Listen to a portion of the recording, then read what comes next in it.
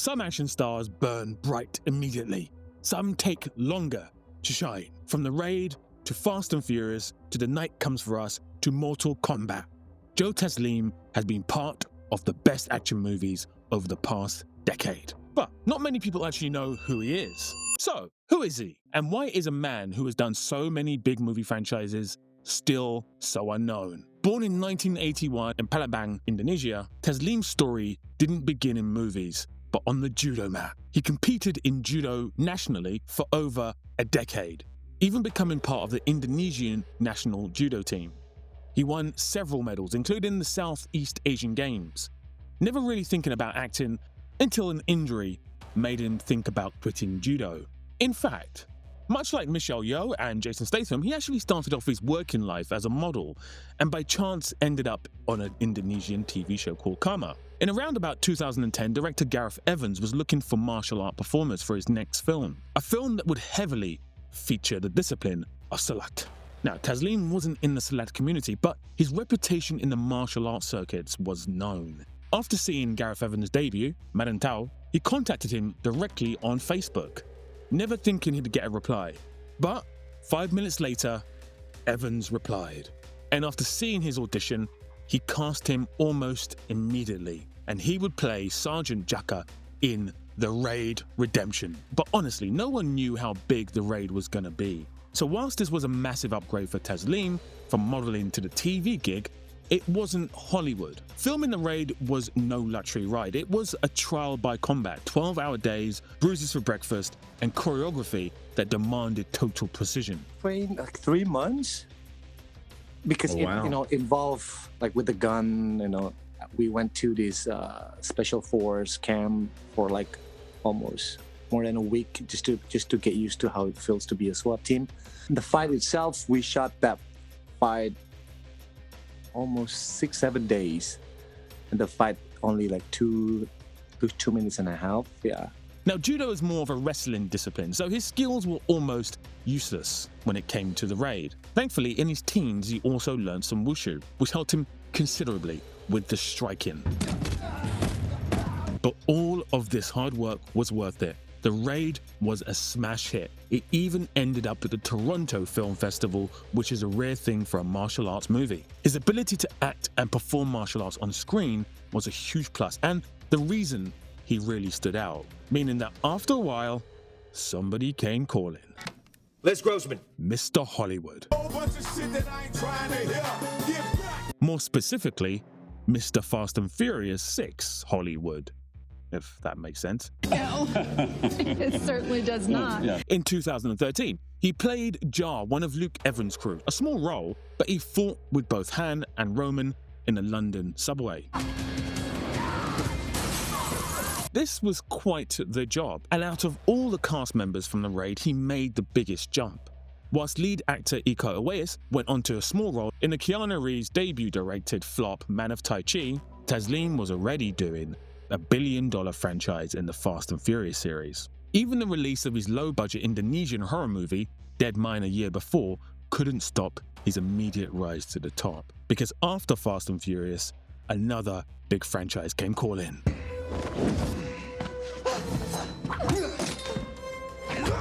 Star Trek Beyond in 2016 is not very good. Liar! But it was another massive franchise, and you'd almost be forgiven for not recognizing him. By now, he was far outperforming that of what anyone else had done in the Raid movies, even its director. 2 massive Hollywood franchises, and spoiler alert here, this is from a guy who actually dies about halfway through the Raid film. So how did he become such a success while his lead actor didn't? Well, Taslim spoke almost perfect English, which helps, although he didn't barely speak in both Fast and Furious and Star Trek. And also, he's definitely a better actor out of he and Iko.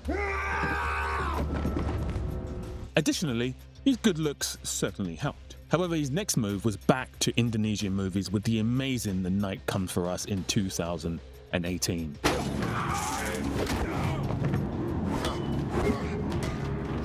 Where he is the lead alongside Uwais and Judy Estelle, and he was the perfect choice for this deliciously brutal movie. Taslim has said in interviews that he was drawn to the script because it felt like a redemption film disguised as an action movie. To date, this might be one of the best martial arts movies ever made.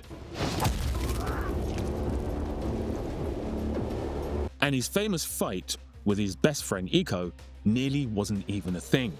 Yeoh only filled in for the role last minute because the actor they had in mind wasn't available. And after that, he followed this up with Hit and Run in 2019, another Indonesian film. Now, this was a buddy cop action comedy where he finally got to show off his comedy skills, because to date he'd been the stoic guy in every film, and you might recognize this guy. If you do, let me know in the comments. But Hit and Run didn't do that well commercially and critically, and whilst it was on Netflix for a bit, it just didn't have the same impact as The Night Comes For Us. So after this short stint back in Indonesia, it was back to America for him. And this time, in a big way, with a recurring role in the HBO Cinemax show Warrior. Warrior is a TV show that was first conceived by Bruce Lee. Back in the early 70s, before his untimely passing, he had pitched a show about a Chinese martial artist navigating the American West. Something blending Kung Fu philosophy with frontier grit. The studio actually passed on it. We don't negotiate with terrorists. Whoa, hey, are you insane? And suspiciously, a similar show called Kung Fu later appeared with David Carradine playing the lead. A decision that still stings in Hollywood history.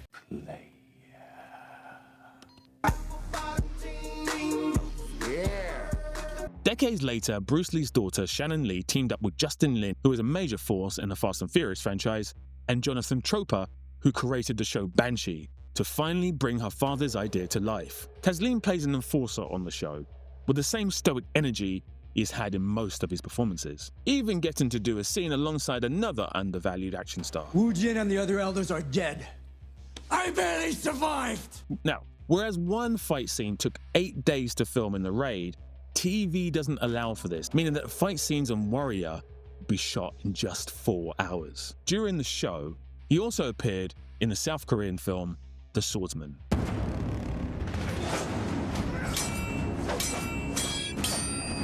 Now, it did okay, but it wasn't a massive hit. He had to learn a new discipline with the swordplay, but the film just didn't make the moves that they wanted it to. Warrior ran for 3 seasons until it was cancelled, but it had a really huge loyal fanbase. But just before its cancellation, Taslim was attached to the reboot of the Mortal Kombat franchise, where he would play Sub-Zero. For the role, he spent months refining his movement for camera, slower, colder, and more deliberate than his usual style, to match the character's personality. The movie dropped in 2021, both in cinemas and on HBO Max, at the same time.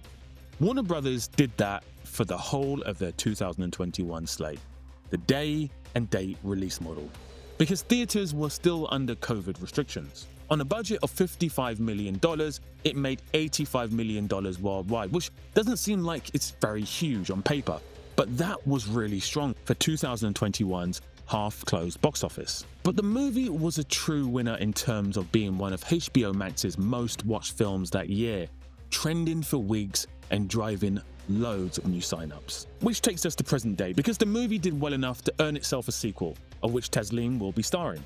It was due for release in 2025, in fact it was actually due for release this very week. But it has since been pushed back to 2026 in May. And that is said to be due to a number of factors, including releasing it in a better window for success, and also to gather more hype.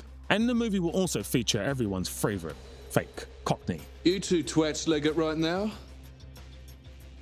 and we'll forget you was ever here. What, dude? I can barely understand you. Your accent's insane. What? Now, personally, I think Scott Adkins might have been the better choice, but hey. Whoa, Jesus Christ! It's a brand new TV and it's an 8K OLED!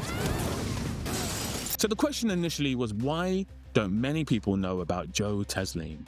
He has the looks, the charm, can speak English, can fight well, and he has an incredible backlog of work. Well, Taslim has said in interviews that he doesn't want to just do endless fight roles. He wants scripts with meaning or emotional range. But the industry really finds the middle ground between indie depth and blockbuster spectacle. Additionally, he still primarily lives in Indonesia, away from all the mingling and networking of Hollywood, which some might actually say is a good thing, Mr. Hollywood. Look, fuckstick, I'm incredibly busy, so why don't you get the hell out of here before I snap your dick off and jam it into your ass?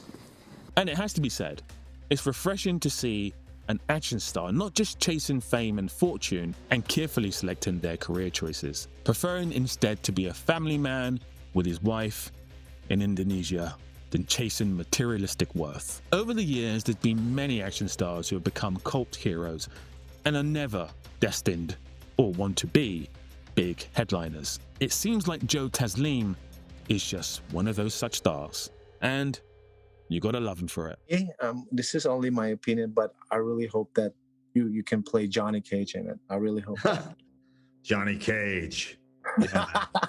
Right, time for the ratings. For skills, I have to say that his expertise in judo is top-notch, even competing in competitions and being known nationwide in Indonesia. And over time, a bit like other stars in the series, he's learnt different disciplines, and he's made them look really convincing. But I have to say, I'm going to give him a 7 here. With movies, he's generally starred in a couple of franchises like Fast and Furious, Star Trek, and Mortal Kombat. And The Raid and The Night Comes For Us are two of the best action movies of recent memory. His lack of movies is maybe a blessing in this case, and I'm going to give him an 8 here. Now, if he had just one more movie where he was the lead, and it was good, it would be a 9 here. I think Taslim has really great screen presence. He shines in The Raid, hence why he was snapped up for Hollywood almost immediately, even though he wasn't even the lead. But he's also found himself quite a lot being the supporting guy. I'm going to give him an 8 here. For versatility, well, he's only really tried one genre away from the stoic action star role, and that didn't go down too well. Also, it had fighting in that film as well. I would say he's a good actor and way better than Uwais, but he hasn't had a chance to really flex those muscles too often. It would be a 7 here. And finally, legacy, well, maybe this is where he's going to struggle, because in his noble pursuit to remain true to his family and his career, he's been very selective, and therefore, unlike someone like Mark Dacascos, who remained relevant with TV shows like Iron Chef and Hawaii Five-0, Taslim hasn't become a household name. However, as I mentioned, The Raid and The Night Comes For Us are true standout hits, but it's gonna have to be a 7 here. And that's a final score of 37. As always, I'd love to hear your guys' thoughts on his scores and also Taslim in general. I think he's an absolute superstar, but just hasn't had those lead roles just yet. However, he's still young, so he does have time to make a bigger impression and really become a Hollywood top name. And I think that once the dust settles a few years from now, he'll be remembered very fondly indeed. Okay, so it's time. It's finally time. You guys have been asking me for weeks to do this person. And in the next video, I am going to do that person. Pause. An absolute legend in the game, but in the comments, can you guess who it's gonna be? Until then, as always, peace out and big love. Damn it! What was that? You wanted to tussle. We tussled.